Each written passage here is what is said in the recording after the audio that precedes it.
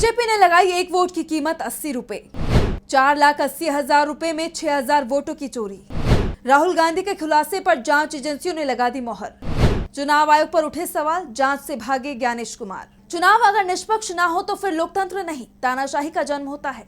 दुनिया के कई देश हैं जहां चुनाव तो होते हैं, लेकिन नतीजे पहले से ही तय कर दिए जाते हैं। अब ये नतीजे तय करने के कई तरीके होते हैं, जिसमें से एक है वोट चोरी का। पिछले कुछ समय से वोट चोरी के आरोप भारतीय लोकतंत्र पर भी लग रहे हैं। चुनाव आयोग की तरफ से हाल ही में बिहार में एसआईआर कराया गया। देश के दूसरे हिस्से में भी इसे कराने की तैयारी है, लेकिन चुनाव आयोग इसे लेकर सवालों में घिर गया है, क्योंकि चुनाव आयोग पर आरोप लग रहा है कि एसआईआर की प्रक्रिया के नियम और शर्तें बीजेपी को फायदा पहुंचाने के लिए तैयार की गई हैं। राहुल गांधी ने हाल ही में कर्नाटक की आलंद विधानसभा सीट को लेकर बड़ा खुलासा किया था। उन्होंने बताया था कि इस एक विधानसभा सीट से 6,018 वोट हटाने की साजिश की गई थी। कर्नाटक में एसआईटी इस मामले में जांच कर रही है। चुनाव आयोग ने इस बात को स्वीकार भी किया है कि 6,018 वोट हटाने की कोशिश हुई थी, लेकिन इसमें कुछ वोट ही काटे गए। लेकिन ये कोशिश किसने की, इस पर चुनाव आयोग कुछ भी बताने को तैयार नहीं है। यहाँ तक कर्नाटक में एसआईटी की तरफ से जो जांच हो रही है, उस एसआईटी के साथ भी सहयोग नहीं कर रहा है। इस बीच एसआईटी की जांच में बड़ा खुलासा हुआ है, जिसने राहुल गांधी के आरोपों पर मोहर लगा दी है। तो आज हम अपनी स्पेशल रिपोर्ट में वोट चोरी पर हुए इसी खुलासे को लेकर करेंगे बात। नमस्कार, मैं आंचल। कांग्रेस नेता राहुल गांधी वोट चोरी के खिलाफ पूरे देश में आंदोलन चला रहे हैं। वो लगातार वोट चोरी को लेकर बड़े खुलासे कर रहे हैं। राहुल गांधी ने कर्नाटक की आलंद विधानसभा सीट को लेकर कहा था कि इस सीट पर 6,018 वोट हटाने की कोशिश की गई। अगर बीजेपी की कोशिश कामयाब हो जाती तो आलंद सीट का चुनाव नतीजा बदल जाता। जो सीट कांग्रेस ने जीती वो बीजेपी के खाते में जा सकती थी। राहुल गांधी ने जब आलंद सीट पर वोट चोरी का खुलासा किया तो कर्नाटक की कांग्रेस सरकार भी हरकत में आ गई और इस मामले की जांच में तेजी आ गई। एसआईटी की तरफ से पहले चुनाव आयोग से वो आईपी एड्रेस और मोबाइल नंबर मांगे जा रहे थे जिनके सहारे वोट चोरी की कोशिश की गई थी, लेकिन चुनाव आयोग की तरफ से चुप्पी साध ली गई। वैसे भी चुनाव आयोग से जब भी विपक्ष की तरफ से कोई जानकारी मांगी गई है तो चुनाव आयोग ने हमेशा उसे दबाने का ही काम किया है। लेकिन अब एसआईटी की जांच में जो खुलासा हुआ है वो बेहद चौंकाने वाला है। कर्नाटक एसआईटी ने जांच में बताया कि चुनाव आयोग को वोट डिलीट करने के लिए जो 6,018 आवेदन आए थे, उसमें हर एक आवेदन के लिए एक डेटा संचालक को 80 रुपए दिए गए थे। आलंद सीट एक डेटा सेंटर संचालक को हर वोटर के हिसाब से 80 रुपए का भुगतान किया गया, यानी फर्जी तरीके से एक वोट काटने के लिए 80 रुपए दिए गए। इस हिसाब से 6,018 वोटर्स के लिए कुल 4.8 लाख रुपए का भुगतान हुआ था। यानी राहुल गांधी ने जो दावा किया था कि वोट चोरी करने की कोशिश हो रही है, उस पर एसआईटी ने मोहर लगा दी है। ऐसे में सवाल उठ रहे हैं कि चुनाव आयोग की तरफ से दावा किया जाता है कि उसका सिस्टम बेहद सुरक्षित है, तो भी एक डेटा केंद्र से कैसे चुनाव आयोग की वोटिंग लिस्ट में सेंधमारी कर दी गई। ये तो वो मामला है जो सामने आ गया। कांग्रेस का दावा है कि ये कोशिश पूरे कर्नाटक में हुई, महाराष्ट्र में भी इस तरह की कोशिश हुई। चुनाव आयोग से हम वोटर लिस्ट मांग रहे हैं, लेकिन चुनाव आयोग हर सवाल से भाग रहा है। वैसे वोटर लिस्ट का मामला सुप्रीम कोर्ट में है। 4 नवंबर को एसआईआर पर सुप्रीम कोर्ट में सुनवाई होनी है। ऐसे में सवाल उठ रहे हैं कि क्या चुनाव आयोग तभी विपक्ष को जानकारी देगा जब सुप्रीम कोर्ट की तरफ से आदेश आएगा। वैसे राहुल गांधी जो दावे कर रहे थे उस पर अब जांच एजेंसियों की तरफ से मोहर लगा दी गई है, तो ऐसे में चुनाव आयोग बैकफुट पर दिखाई दे रहा है।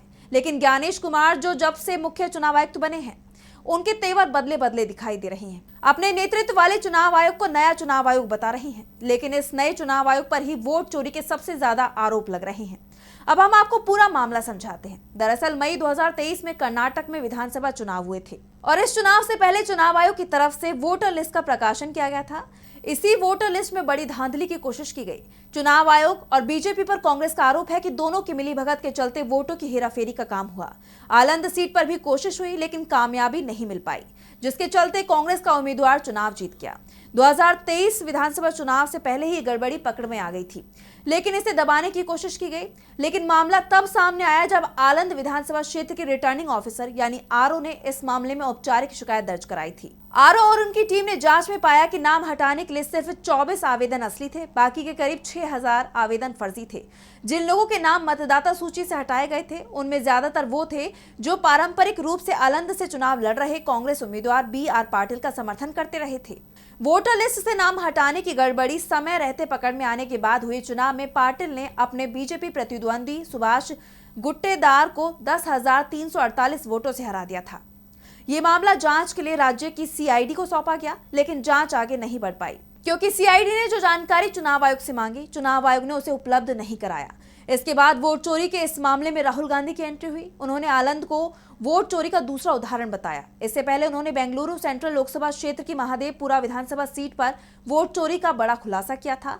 राहुल गांधी के खुलासे के बाद कर्नाटक सरकार ने 20 सितंबर को इस मामले की जांच के लिए एसआईटी का गठन किया। कर्नाटक सरकार का कहना है कि जब ये पता चला कि केंद्रीय चुनाव आयोग सीआईडी की उस मांग पर कोई जवाब नहीं दे रहा है जिसमें उसने डेस्टिनेशन आईपी एड्रेस की जानकारी मांगी थी, जिनसे कथित तौर पर वोटरों के नाम फर्जी तरीके से हटाए गए थे।